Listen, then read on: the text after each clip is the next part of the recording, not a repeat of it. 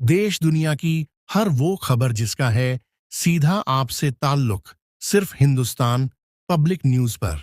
भाजपा जाति धर्म समुदाय की बात को बढ़ावा दे रही है। सपा प्रदेश अध्यक्ष जनपद जालौन में बुधवार को जालौन रोड स्थित जमुना पैलेस में समाजवादी पार्टी के द्वारा आयोजित पीडीए जनसंवाद कार्यक्रम का आयोजन किया गया, जिसमें हजारों की संख्या में इंडिया गठबंधन के नेता व कार्यकर्ता मौजूद रहे। वहीं मुख्य अतिथि सपा के प्रदेश अध्यक्ष श्याम लाल पाल ने कहा कि गत लोकसभा चुनाव में भाजपा को बुंदेलखंड में पीडीए के लोगों ने सबक सिखा दिया है। उन्होंने कहा कि भाजपा का नारा 400 पार का था। भाजपा जाति धर्म समुदाय की बात को बढ़ावा दे रही है। महिलाओं की बात करते हुए कहा कि समाजवादी पार्टी के संस्थापक मुलायम सिंह यादव ने बेटियों को घर से बाहर निकालने के लिए कन्या विद्या धन देकर पढ़ाने का काम किया था।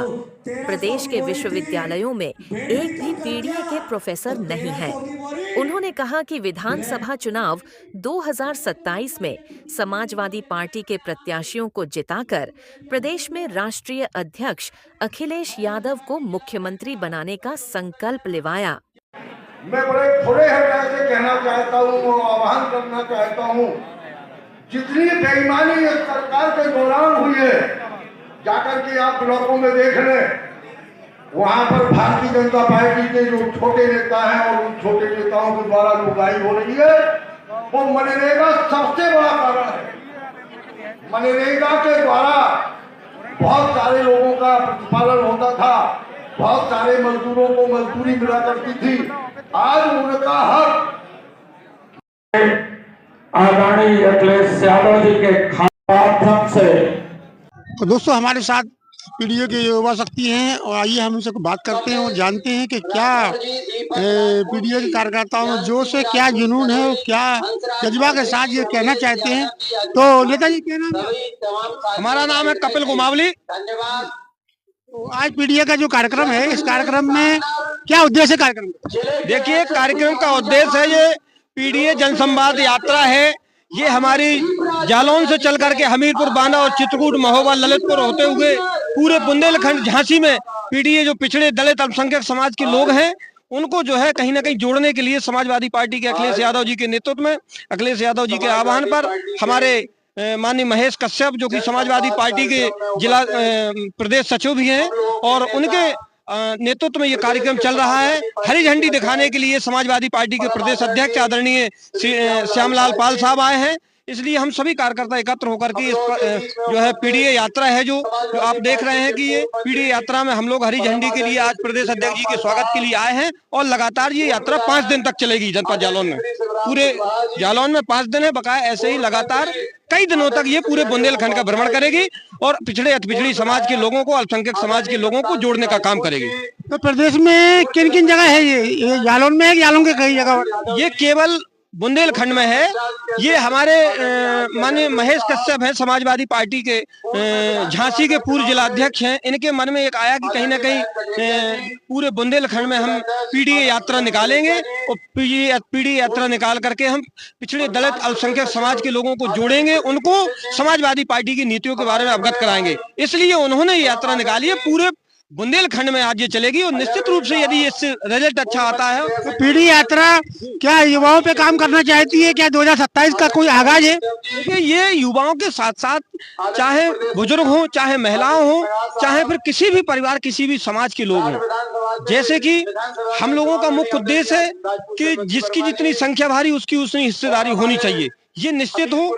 और इसका मुख्य उद्देश्य ये भी है कि हमारे महेश कश्यप से लेकर के चाहे हमारे राष्ट्रीय अध्यक्ष जी हों, इनका एक उद्देश्य है कि पूरे प्रदेश में और देश में जाति जनगणना हो, ताकि हम लोगों को अति पिछड़ी समाज के लोगों को, अल्पसंख्यक समाज के लोगों को जो है उनकी हिस्सेदारी मिले। तो क्या सरकार आने पर जो आज युवा बेरोजगार है, भारी मात्रा में बेरोजगारी देखी जा सकती है, तो सरकार आने पर क्या समाजवादी पार्टी युवाओं को रोजगार देने में सक्षम है? निश्चित रूप से हमारे नेता की नियत और नीति दोनों साफ है। क्योंकि हमारा नेता पढ़ा लिखा और योग्य है, हमारा नेता पढ़ा लिखा और योग्य है, इसलिए निश्चित रूप से वो वक्त समझता है, वो व्यक्ति समझता है, वो नेता हमारा समझता है कि देश में जिस तरीके से बेरोजगारी फैली है उसको मिटाने के लिए हम राष्ट्रीय अध्यक्ष अखिलेश यादव जी निश्चित काम करेंगे, पूर्ण भरोसे के साथ कहते हैं। और उत्तर प्रदेश में तो पूरी तरह से संविधान की धज्जियां उड़ा दी है। इसलिए हम जनता के बीच में आए। समाजवादी पार्टी के लोगों ने कार्यक्रम रखा है जिले के अध्यक्ष और पीडीए के फार्मूले के तहत संविधान का जो हिस्सा है, हक और अधिकार है, उन्हें जगाने के लिए आए, उन्हें बताने के लिए आए हैं कि आप लोग चैतन्य हो जाओ, नहीं तो भारतीय जनता पार्टी संविधान को खत्म करके तुम्हारे हिस्सेदारी करते हैं। वन नेशनल वन इलेक्शन में क्या पार्टी का वोट है? समाजवादी पार्टी का मानना है, डॉक्टर लोहिया जी ने भी माना था कि इस देश में एक प्रकार की एजुकेशन होनी चाहिए। हमारी गैर बराबरी एजुकेशन से प्रारंभ हो जाती है, कहीं इंग्लिश मीडियम तो कहीं हिंदी मीडियम। हिंदी में लगातार सुर्खियों में है, तो इसको लेकर क्या कहेंगे? पहले मंदिर चाहे मस्जिद कर सकते हो, पहले बात कर लो लोगों को कलेक्टर बनाने का, संविधान के आधार पर तो मंदिर मस्जिद की बात बाद में कर लेना। और उत्तर प्रदेश में तो पूरी तरह से संविधान की धज्जियां उड़ा दी है। इसलिए हम जनता के बीच में आए। समाजवादी पार्टी के लोगों ने कार्यक्रम रखा है जिले के अध्यक्ष और पीडीए के फार्मूले के तहत संविधान का जो हिस्सा है, हक और अधिकार है, उन्हें जगाने के लिए आए, उन्हें बताने के लिए आए हैं कि आप लोग चैतन्य हो जाओ, नहीं तो भारतीय जनता पार्टी संविधान को खत्म करके तुम्हारे हिस्सेदारी करते हैं। वन नेशनल वन इलेक्शन में क्या पार्टी का वोट है?